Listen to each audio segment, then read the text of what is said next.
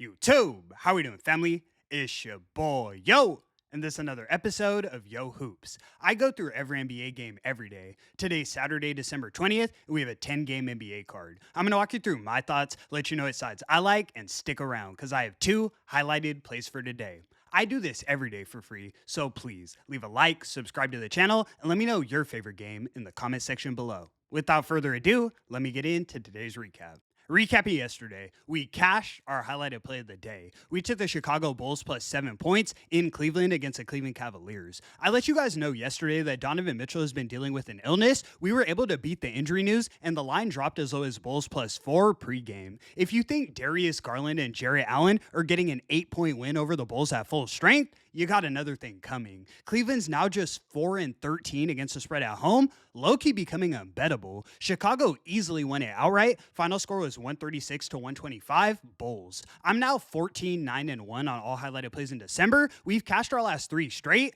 I'm just looking to keep the momentum rolling. Without further ado, let me get into today's games.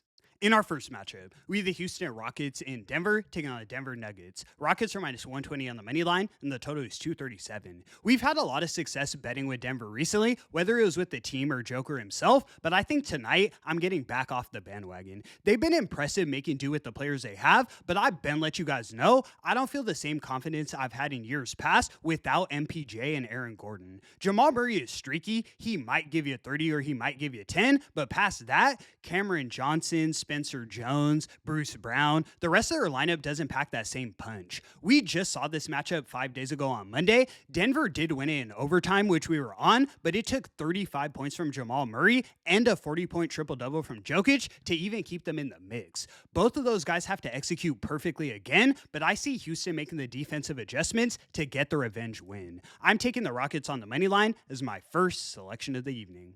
In our next matchup, we have the Boston Celtics in Toronto taking on the Toronto Raptors. Celtics are minus 120 on the money line, and the total is 224. The Celtics come into this one on the second leg of a back-to-back, flying from Boston to Toronto. They got the dominant win against the Heat last night, but Jaylen Brown did play 35 minutes, so something to keep in mind. Earlier in the season, I might have leaned towards Toronto, but like I said about 2 weeks ago, their lack of a true point guard is really starting to show. Emmanuel Quickly is trying to score more often than not, so that leaves their forwards who have very low ball handling trying to create their own shots. You guys remember the hot start they had to the season? Right now, they've only won 4 of their last 10 games. If Boston was laying points, it would be more of a debate, but considering we just need them to win it outright, it's really not a tall order. They have the better shooters, better ball handlers, and statistically, they play the better defense. My only slight concern is the flight to Canada, but Boston is a younger team. The average age is 25 years old, so they should be able to manage the rest factor. I'm taking the Celtics on the money line as my next selection of the evening. In our next matchup, we have the Dallas Mavericks in Philadelphia taking on the Philadelphia 76ers. Sixers are minus 150 on the money line, and the total is 227.5. The Sixers come into this one on the second leg of a back-to-back, flying from New York back home to Philly. They got the win last night against the Knicks, but all of their starters played over 30 minutes. Even with the rest disadvantage, I was going to just take Philly and call it a day, but looking at the Mavericks' last 10 games, they're starting to compete in a real way. They're 6-4 straight up, and a lot of those wins were significant upsets. In the last 2 weeks, they've beaten the Pistons, the Rockets, and the Nuggets. A big part of that is Anthony Davis returning to the lineup, and he's listed as probable tonight. Philly's been able to get by running Andre Drummond at the 5, but tonight, I think AD reminds him what a real 5 looks like. They've got the defensive guards to at least slow down Tyrese Maxey. Something tells me they're going to have a very legitimate chance to win this one outright. I'm taking the Mavs plus the 3 as my next selection of the evening.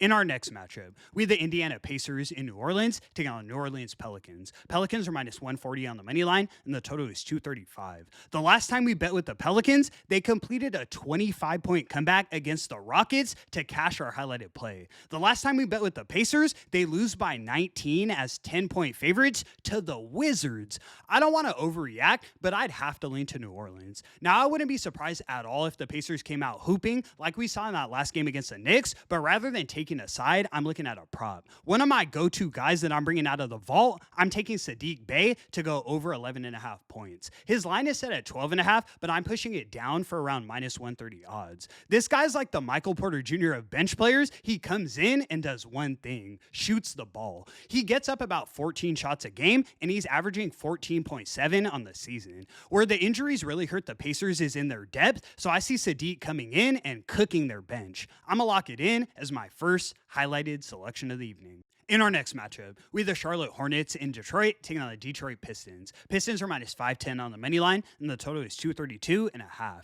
If I'm being honest, it's hard to have a real edge in this game. I definitely see Detroit winning it outright, but I also don't see Charlotte losing it by more than 10. LaMelo's back, and really this is one of the few times we're seeing Charlotte's entire starting lineup healthy. Brandon Miller's in, Con Knupple's in, Miles Bridges is playing well. I can see them competing. The Pistons did lose their last game outright to the Mavericks, but I also can't overlook the fact that they're 21-6 on the season. Like I said, Detroit probably wins the game, but I want 10 points in my back pocket. A lean at best, but I'll lean to Charlotte plus the 10.5 as my next selection of the evening. In our next matchup, we have the Washington Wizards in Memphis taking on the Memphis Grizzlies. Grizzlies are minus 750 on the money line, and the total is 231.5. Another bottom of the barrel game, but I'd probably lean towards Memphis. They've won 4 of their last 5, and those were against tougher competition. John Morant is rolled out, but I almost like that more considering they're 8-5 this season when he doesn't play. The Wizards are still dealing with a few injuries themselves, and at the end of the day, they're 5-9 against the spread on the road. 13 points is a lot of lumber to lay, so I'm definitely not rushing to the window with it, but I'll lean to the Grizzlies laying the 13 as my next selection of the evening. In our next matchup, we have the Phoenix Suns in Golden State taking on the Golden State Warriors. Warriors are minus 230 on the money line, and the total is 227.5.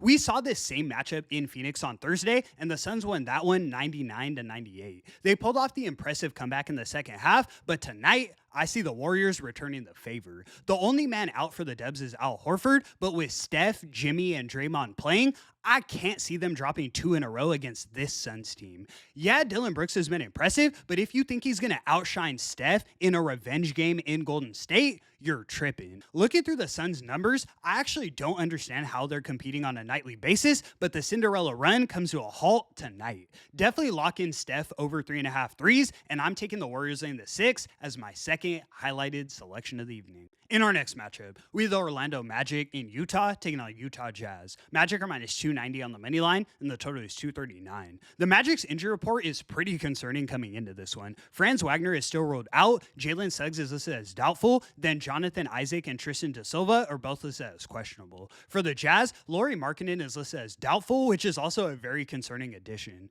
The Jazz have been exceptional at home, so I was going to just grab the points and call it a day, but looking through both active rosters, I would still give the significant edge to the Magic. Lauri Markkanen is by far Utah's best scoring threat, so without him, I don't think I can count on Keontae George and Ace Bailey to keep me competitive. These guys can get blown out by 20 just as quick as they can get an upset win. Orlando still has Desmond Bane, Paolo, and Wendell Carter Jr. in the lineup.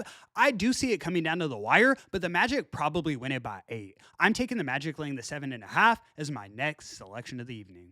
In our next matchup, we have the Portland Trailblazers in Sacramento taking on the Sacramento Kings. Blazers are minus 175 on the money line, and the total is 239. We saw this same matchup on Thursday in Portland, and the Blazers won that game in overtime, 134-133.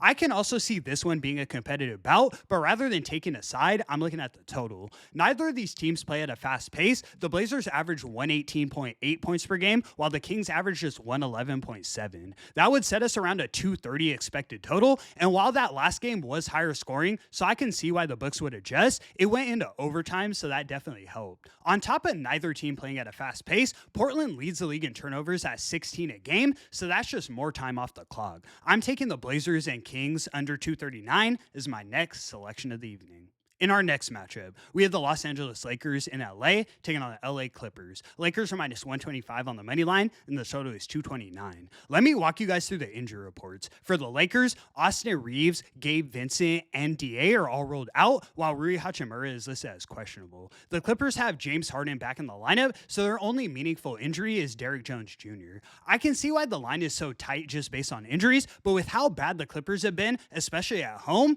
there's no way I'm expecting them to win this one.